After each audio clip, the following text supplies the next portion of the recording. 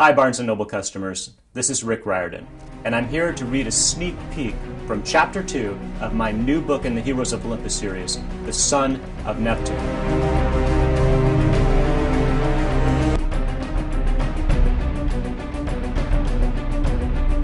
Percy thrust out his hands. An intense tugging sensation filled his gut, and the Tiber River obeyed his will. The river surged. Whirlpools formed on either side of Frank.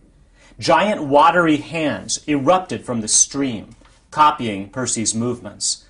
The giant hands grabbed the Gorgons, who dropped Frank in surprise.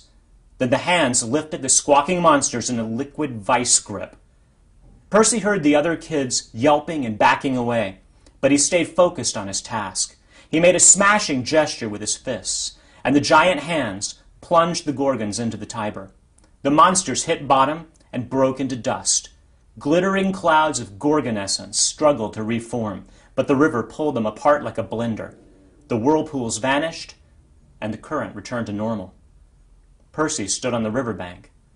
His clothes and his skin steamed, as if the Tiber's waters had given him an acid bath. He felt exposed, raw, vulnerable. In the middle of the Tiber, Frank stumbled around, looking stunned but perfectly fine. Hazel waded out and helped him ashore. Only then did Percy realize how quiet the other kids had become. Everyone was staring at him. Only the old lady, June, looked unfazed. "Well, that was a lovely trip," she said. "Thank you, Percy Jackson, for bringing me to Camp Jupiter." One of the girls made a choking sound. "Percy Jackson?" She sounded as if she recognized his name. Percy focused on her, hoping to see a familiar face. She was obviously a leader. She wore a regal purple cloak over her armor. Her chest was decorated with medals. She must have been about Percy's age, but with dark, piercing eyes and long black hair. Percy didn't recognize her, but the girl stared at him as if she'd seen him in her nightmares. June laughed with delight. "Oh, yes, you'll have such fun together."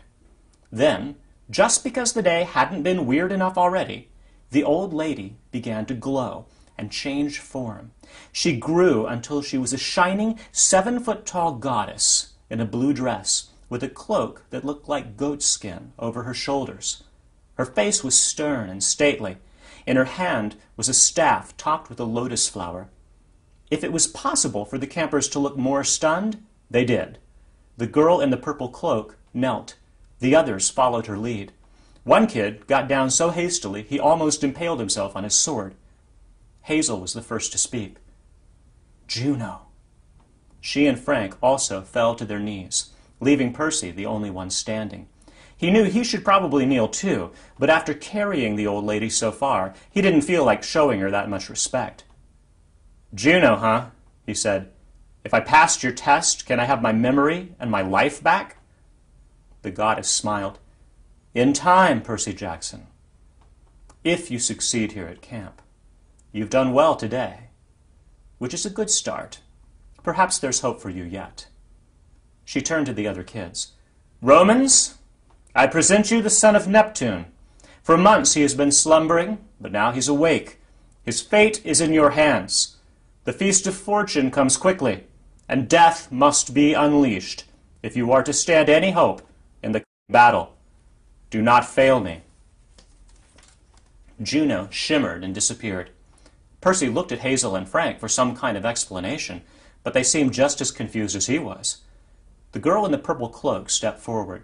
She examined Percy warily, and Percy couldn't shake the feeling that she wanted to run him through with her dagger.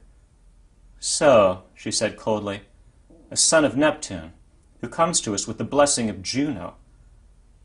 "Look," he said, "my memory's a little fuzzy.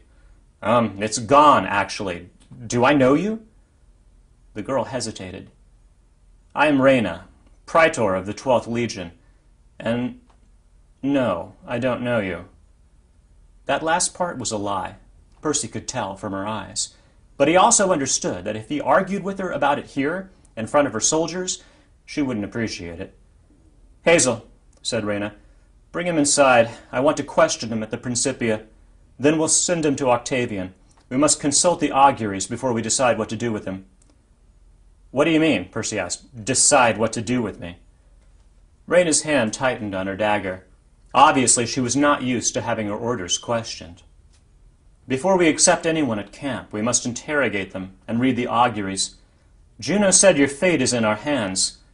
We have to know if the goddess has brought us a new recruit. Reyna studied Percy as if she found that doubtful. Or, she said more hopefully, if she's brought us an enemy to kill. And that's a look at the son of Neptune.